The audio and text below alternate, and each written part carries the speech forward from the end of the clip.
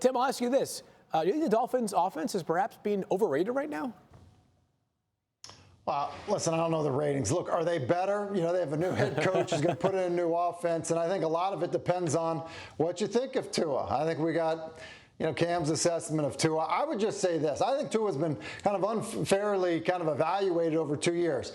Big hip injury, has a COVID offseason, competing against a 15-year veteran.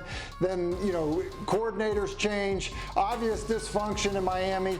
I think it was nearly impossible for any quarterback to succeed. And so I think he'll have his best year.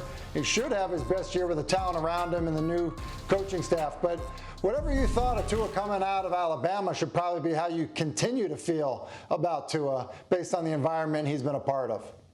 Well, the Dolphins need to get the best out of Tua, and they need to also overcome their history. If you look at it, it's amazing. Since Dan Marino left, the Dolphins over the last 20 years are one of 2 NFL franchises that haven't won a playoff game, the other being the Detroit Lions. And if we go back to 1995, the Miami Dolphins haven't fielded a top 10 offense in, what is that now, 27 years.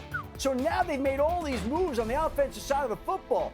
They need Tua to elevate this offense and all the surrounding parts that they brought in to do something that no Dolphins team has done since 1995, a top 10 offense. We're not asking much. This is an offensive-minded league. It's time for this team and Mike McDaniel to rise to that challenge. It's one of the reasons that I believe Mike McDaniel got hired is because this team has been that bad this long on the offensive side of the football, and it's time to get back to being fun, interesting, productive, and efficient.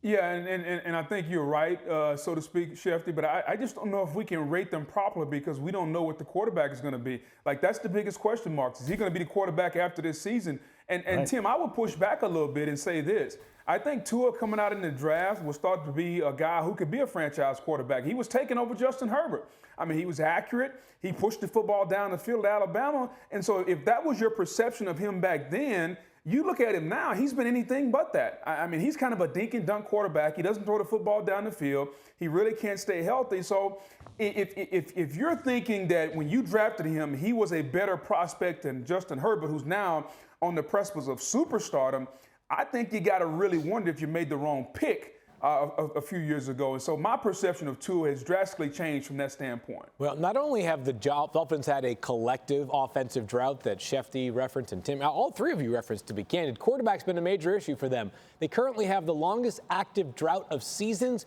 without a Pro Bowl quarterback. The last Dolphins quarterback to be named to the Pro Bowl, Dan Marino, back in 1995. It has been more than a while since they've had a Pro Bowl quarterback. Thank you for watching ESPN on YouTube. For live streaming sports and premium content, subscribe to ESPN+.